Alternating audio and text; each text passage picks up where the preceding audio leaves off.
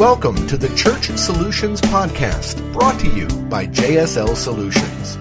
The Church Solutions Podcast is designed to help equip you and your church in the use of technology and other tools and services. And now, here are your hosts, Steve Lacey and Phil Thompson. Welcome to another edition of the Church Solutions Podcast. Hi, my name is Steve Lacey. And I'm Phil Thompson. Good to be with you again. We are a tech company, and the name of our company is JSL Solutions. Good. You're getting quicker at this now, Steve. Good. And JSL Solutions, we do streaming video with a product called streamingchurch.tv. We do mobile apps. What's that product called again? Church App Live. Yeah, there you go. And then we also do content management, website templates with myflock.com, which is that's what started it all. The flagship. Back in 2001. So it's good to have you here. We talk about tech-related things, although Steve and I both involved in ministries for many, many years, so we talk not just about tech stuff. We talk about, volunteer stuff, and, we've just got a rich background. So we just tap into that background, don't we? So what are we doing today? We are actually going down under. All right. To a little place called Australia. And we happen to have the Chief Operating Officer of vMix, VMIX, and his name is Tim Vandenburg. Tim, how are you? I'm good, thanks. How about yourself? I'm doing well. Tim, did I get your last name correct?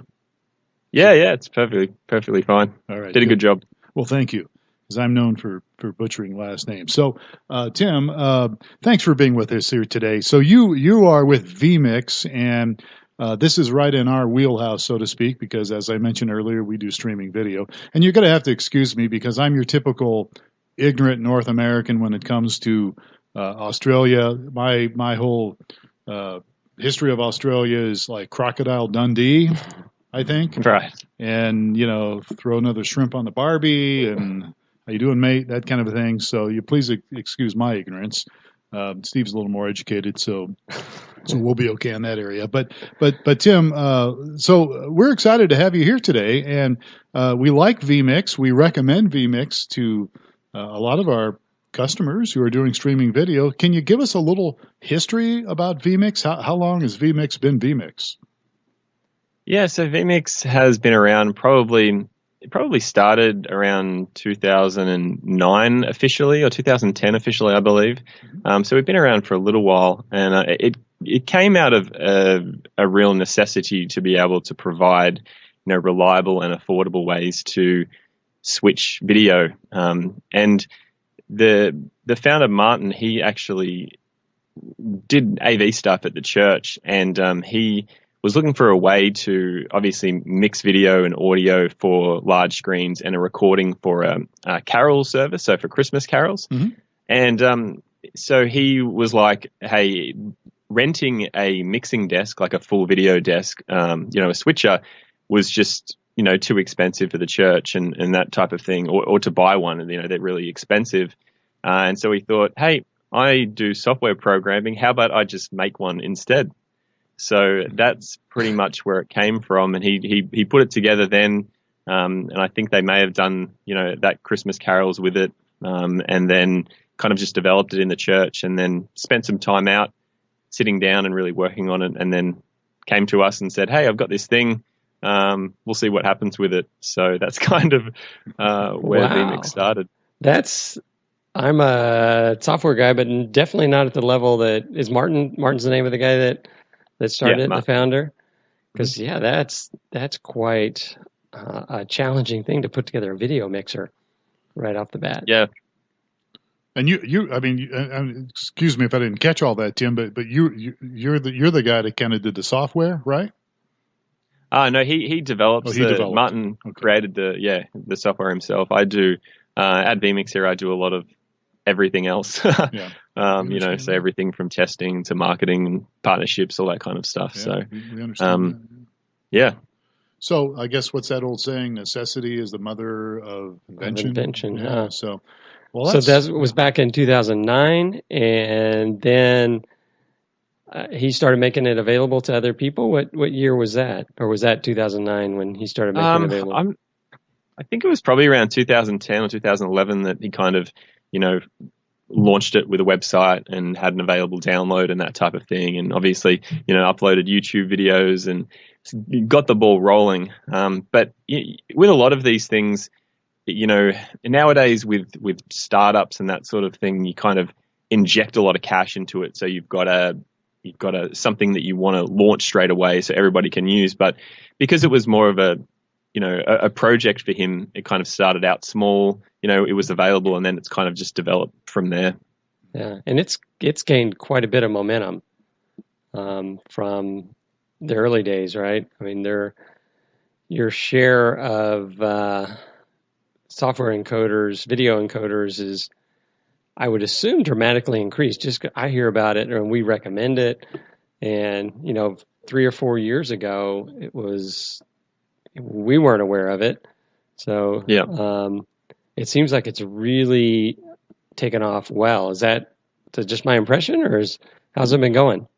Yeah, no, that's probably a fair assumption. When it first started out, like I said, it's kind of, there was already some people in the market, there's already some software encoders in the market that people were using. But we built it from the ground up and kind of built it to be reliable. So it kind of has stood the test of time because people are able to use it continually and not have any issues and that kind of stuff with it. So yeah, it's grown over the years. To be perfectly honest, when you first start these things out, Martin was saying, "Oh, I'm doing this thing." I'm like, "Oh, that's cool. That's great." And then, it's kind of snowballed from there. And because he built such a good platform for it initially, and it made sure everything was optimized, it's kind of, as it's grown and as we've got more customers, the product is still really solid and kind of, has moved on to greater things.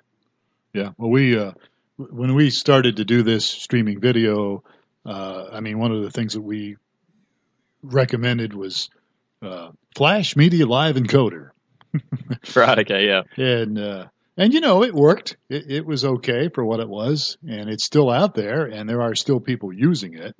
Obviously, but we made some changes. Its last update was just prior to the inception of vMix, so it's now 8 years, and that's another thing we run across. We'll get new customers, and they'll say, "Oh, I've been using Flash Media Live Encoder," and we're like, "Wow, did you know that hasn't been updated in over 8 years?" And so things have changed in that period of time. So we actually steer people away from Flash Media Live Encoder.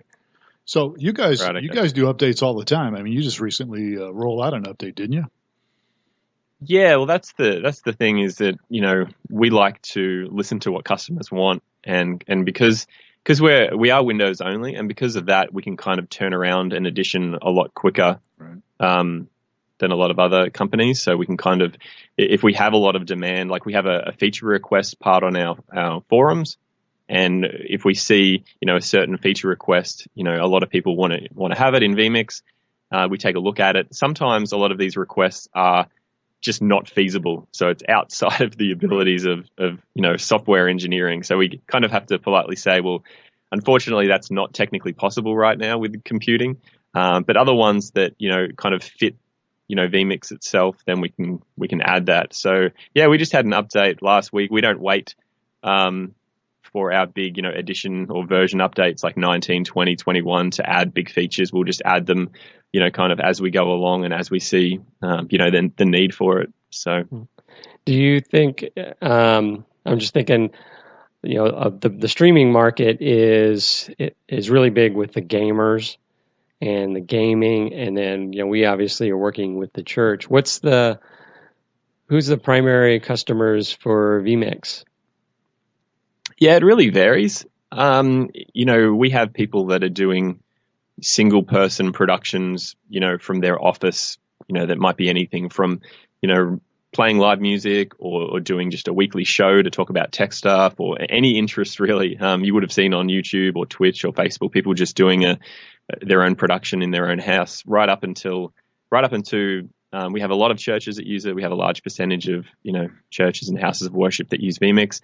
And then, we have people that produce esports, so gaming tournaments, LANs, that type of stuff. And then also, major sports. So like up to 8 cameras with 4 camera instant replay, big sporting competitions and that sort of stuff as well. So there's a huge range of people that are using it in a lot of different industries as well.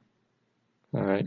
So just going for the basics so that our audience knows, most of them have probably been exposed to vMix a little bit. Yeah, but although we do have new people all the time. Right. So Yep. What are some of the key features with vMix that would be appealing for a ministry? So it kind of, what vMix does, if people don't know, it allows you to bring in different sources, so cameras, video files, images, PowerPoint, music, all that kind of stuff into a computer that allows you to switch those sources together and composite them and have picture-in-picture and overlays for titles and images and that type of thing. So it allows you to create, a television-type production for, a church service or a live event or something like that. So, in churches, people will use it to bring in a couple of cameras they might have, or they might want to put some scripture on the screen and then display that possibly on it's called iMag, so just an image magnification, like a big screen in the church, so people can follow the pastor or they can follow the words from the songs and that sort of thing. But then you can also record it and stream it at the same time as well. So we have people that are creating these sort of produce shows live, so you can fully produce everything and then stream that out to, your platform or to other places, and then also keep a recorded copy as well. It kind of, from a week to week, multiple services a week in church to, special events, like I mentioned, like a carols thing or an Easter service or something. It can be used, across the board for all different kinds of things, really. Yeah. So one of the things that we really like, and we recommend different encoders, and it's depending on the budget of the church and what they're capable of doing. It goes anywhere from a free to a very expensive, or I don't know, it's a relative term, very expensive. But I would put vMix, and correct me if I'm wrong, you guys are a really low cost and really high featured tool. So you compete with the high end guys, but you're at 10% of the cost. Is that a true perception, or? Well, we try to, we try to make everything affordable. It was quite funny, when you guys call it Black Friday, like the sales and stuff that are on. Yeah. I mean, they've tried to bring that into Australia a little bit. We see all these viral videos and things on the news with people, pushing each other out of the way to get a TV or something. But we don't really celebrate it, or not really celebrate. We don't really have it here because we don't have that whole period of Thanksgiving and Christmas and that sort of thing. So a lot of people have asked us, do you have any Black Friday sales? And we're like, unfortunately, we don't actually do sales. We just think that the product itself is already well under, the majority of stuff that's on the market. So unfortunately, we don't do sales, and we kind of offer different options for people to start out, either free or, a cheap version, and then kind of work their way up. And if people want to start out really simple, maybe they've just got one camera, one title, they can start out that way. And then somebody says, hey, it'd be really cool to have a second camera angle, or I want to add a lot of different other things. You can just pay the difference between the versions and upgrade to the next one. So, and let's talk about that. I'm sorry, Tim, I didn't mean to step on you there, but let's talk about that a little bit. So let's say I'm a pastor listening to this podcast, and I'm been thinking about streaming video, and I don't want to do Flash Media Live encoder. And hey, this sounds like a good idea. I go to vmix.com, and then what's the process? I make a free trial, right? Yeah, so we have a free 60-day trial. So it has no watermarks, no audio watermarks. So that gives you the full $1,200 version for 2 months. And I always tell people, hey, try it out. If it works for you, that's great. If it's not, we won't be offended or anything like that. So, we have a full free 60-day trial. And so once you've downloaded that, you can, play around with it and try out all the features. At the end of that period, or during that period, if you want to, you can just purchase the version of the features that you're going to need. And what would be I've had it for 60 days. I like it. What's my options now? Let's say I have 3 cameras and I want to do overlays, or, lower thirds, putting scripture up or that sort of thing. Which version would I need? Yeah, for most HD, video presentations with multiple cameras, video files, overlays, lower thirds, all that kind of stuff. The vMix HD version, it's $350 for all of those type of features. That's kind of the one I would recommend most for people that are doing multi-camera stuff. The higher versions will have things like 4K, instant replay, things that you probably don't need in a normal sort of church situation. So I hear this number $60 being thrown around. Is there a $60 version of vMix? Yeah, so we have a $60 version of vMix, which will work with HD video sources. It's just limited to 4 sources. So if you had things like if you had a camera, a title, a video, and something else, those would be your 4 sources that you can use. So if you're looking to do a basic HD production, but you still want the reliability and everything, we have a $60 version as well. So, and the sources can be, I could have 4 cameras then too, right? Yeah, if you wanted to, yeah. Yeah, okay. So, yeah. I believe so. Sorry, it's been a while since I've actually looked at our product. Yeah, I think we have a lot of, I think we steer people towards that $60 version. We don't get much pushback. I think it really satisfies a lot of their needs. Yeah. So you mentioned that vMix it's on the PC platform, the Windows platform. Is there any future plans for a Mac version of vMix? Not currently. Martin's a Windows developer, so most of our stuff is done through Windows. So yeah, we don't really have any plans currently for a Mac version. For a couple of different reasons, which this podcast is probably not long enough to go through and explain.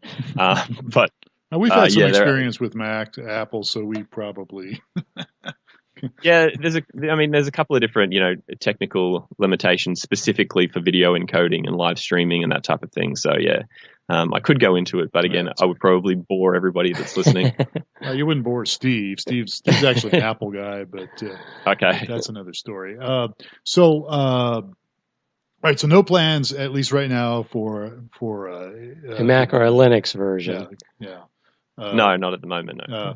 So one of the things I have found that when we were kind of making this switch a couple of years ago, people that were using something as basic as Flash Media Live Encoder, when they went to vMix on their old computers, it started to use their CPU usage just went way up because vMix obviously does more. And it would use more CPU sources. What is, off the top of your head, we'll put you to a test here, Tim. What kind of resources should a computer have to be able to do even something as simple as the $60 version of vMix? If the computer itself is a fairly recent Intel chipset with the onboard graphics, so I think it's probably up to a 600 series onboard, HD integrated graphics. You could get away with doing a production on that. So like using something like an i5 chip with those onboard graphics, you could get away with doing a HD production. If you're looking to do something a lot higher, with multiple cameras and streaming and recording, vMix has a lot of GPU encoding, so a lot of GPU acceleration. So the idea behind that is even if you don't have the best CPU, if you've got a dedicated graphics card, then vMix can outlay a lot of the processing onto the graphics card. Interesting. So yeah, that's kind of what we recommend is dedicated graphics cards important to using vMix. Okay, well that's good feedback. Yeah, something I didn't know that. No. But we have on our website we have reference systems, so we'll physically list the actual parts that you need to buy if you want to build a certain computer for a certain thing.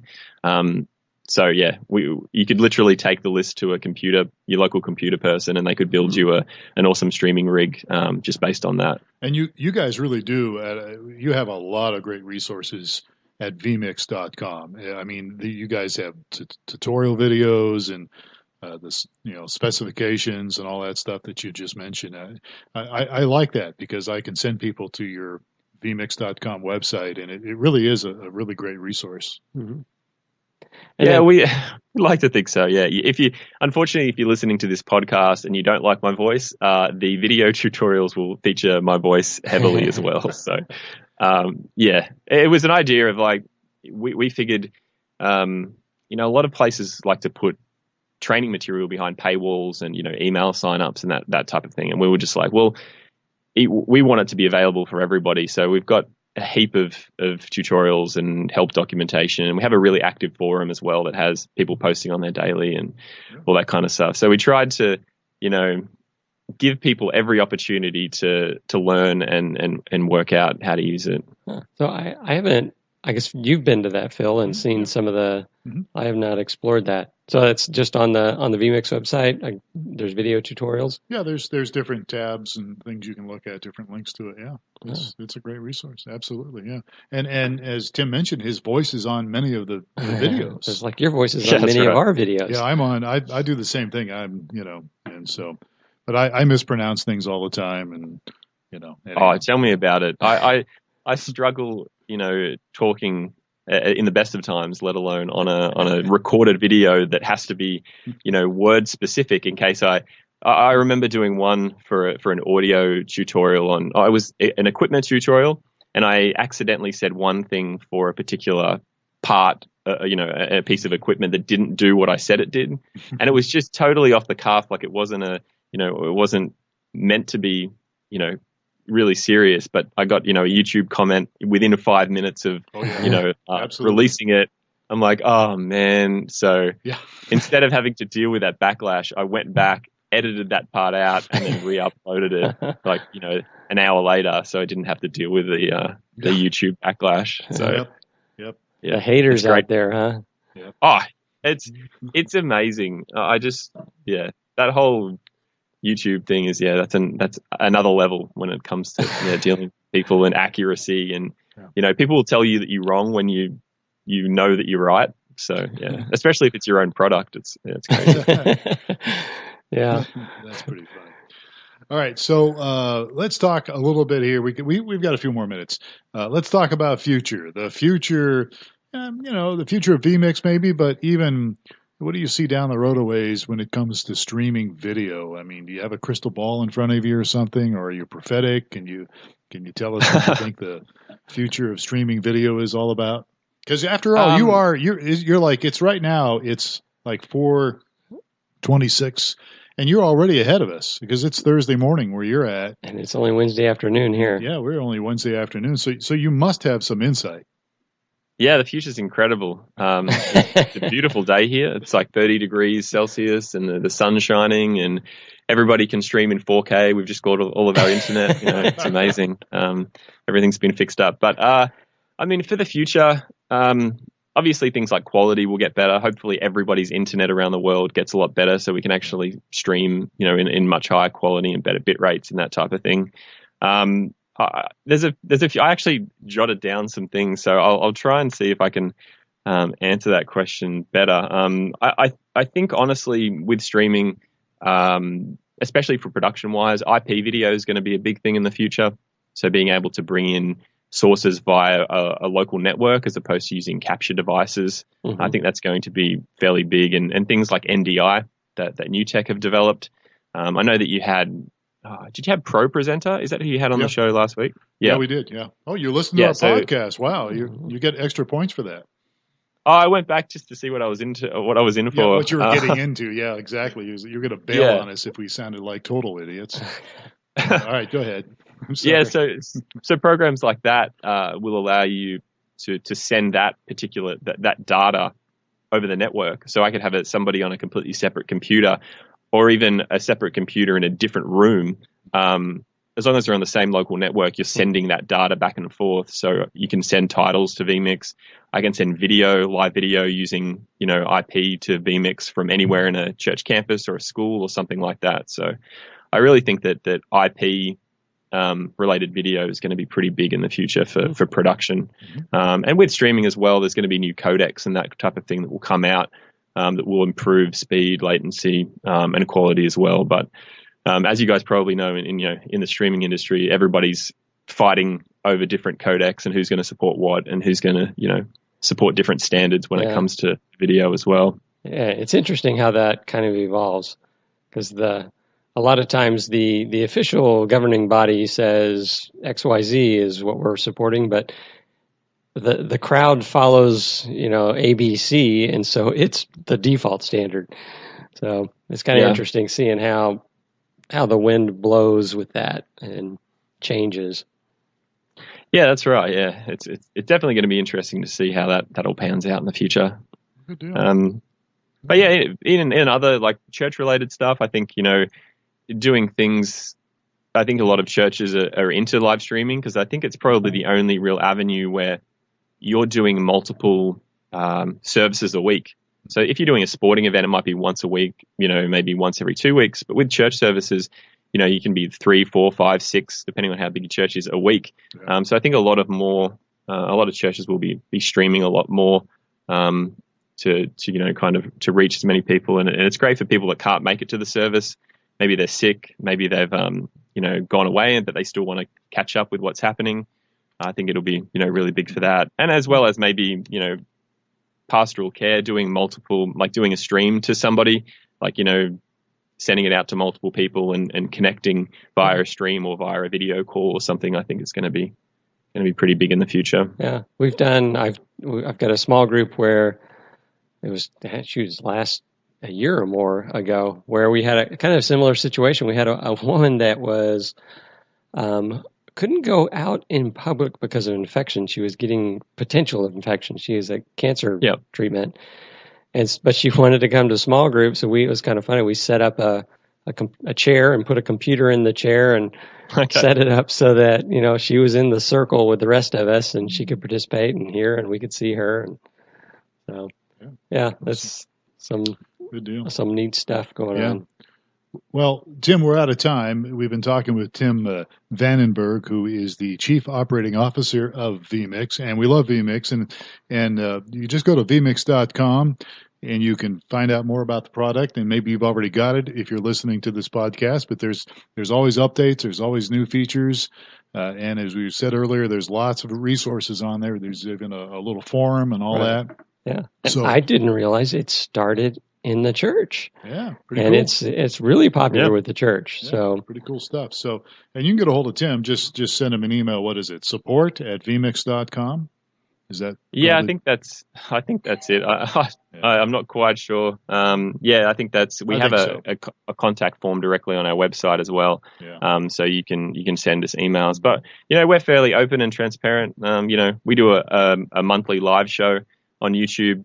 So people can tune into that. They ask us questions and we answer them live. And so, we're fairly open when it comes to, what we're doing and that type of thing. So, if anybody has questions for us, just feel free to shoot us an email or leave a nice YouTube comment. How's that? All right. You mentioned something at the beginning of this podcast that I've questioned about. You said they don't celebrate Christmas in Australia?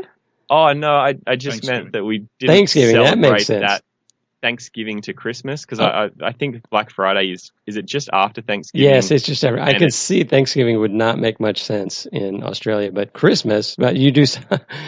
I misunderstood. We definitely have Christmas here. I just meant because Black Friday is kind of like the start of the Christmas shopping rush, I think, in America. Is that right? Yeah. Yes, that is. So we don't really have that kind of Thanksgiving transition into Christmas, but we definitely celebrate Christmas, although it's usually, 90 degrees and we spend most of the day in the pool and have, prawns and that type of stuff and barbecue. So well, we're in Tucson, Arizona. So does Santa come? Does Santa come there in his board shorts and he's a server? Yeah. We have some terrible Australian-ish type Christmas carols where Santa rocks up in his thongs, flip flops, and his board shorts, and he drives a ute, which is our version of like a truck and that type of stuff. So there's some driven by kangaroos and that kind of thing. So Well, one of these days I want to come down and see you. I want to visit you. I as I said earlier, I love Australia, and I mean I love it, but I've always had the desire to go see it and be a part of, in some of the cities there. So maybe I'll come visit you someday. Wouldn't you like that, Tim? Yeah, for sure. Right. Well, we're always open for people to come visit. I actually had two women showed up at our office like last week from Sweden, and their uncle used vMix, and he wanted them to come by to see our office and talk to us. And it was definitely interesting. So yeah, feel free to let us know you're coming before you actually knock on the door. But it'd be great. Okay. Well, we're really out of time now, but we appreciate it, Tim. Tim Vandenburg from vMix. So as I said, the clock is ticking. The guy across the table here is Steve Lacey. I'm Phil Thompson. We've been speaking with Tim Vandenburg from vMix. And if you have any questions, you can get a hold of Tim or just send us an email, support@streamingchurch.tv. I'm Phil Thompson. And for Steve and for Tim, thanks for listening. We will catch you next time on another edition of the Church Solutions Podcast. Take care.